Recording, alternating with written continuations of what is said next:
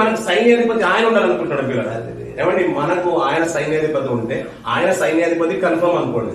ఆ సైన్యం మనమనే విషయం మనకు తెలిసిన తర్వాత నిజంగా ఆలోచించిన పిల్లలు.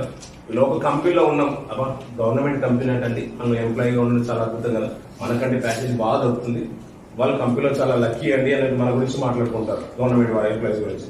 ఫ్రీ జోన్ కంపెనీ అంటే చాలా బాగుంటుంది, ఏసీలోనే పని అంటే ఎండ ఎప్పుడు మొక్కమే, సూర్యుని చూసి కూడా కొన్ని సంవత్సరాలు అవుతుంది వాళ్ళకు, ఎప్పుడు ఫ్రీజర్ లోనే ఉంటారు పిల్లలు. అది ఫ్రీజర్ లాగానే ఉంటుంది, ఎప్పుడు చల్లగా ఉంటుంది. సూర్యుని చూసి ఎప్పుడో ఏర్పడికి వచ్చినప్పుడు చూసామంటే సూర్యుడిని, మళ్ళీ సూర్యుని చూడలేము, ఎప్పుడు చల్లని చూస్తూ ఉంటాం, చల్లగా ఉంటుంది. మీరు లక్కీ అండి, మీరు అదృష్టవంతులు, మీరు ఎప్పుడు చూసినా ఫ్లైట్ లో చూస్తూ ఉంటారు, షేకులతో మీట్ అవుతుంటారు, ఎంత గొప్పగా చెప్పుకుంటారు పిల్లలు.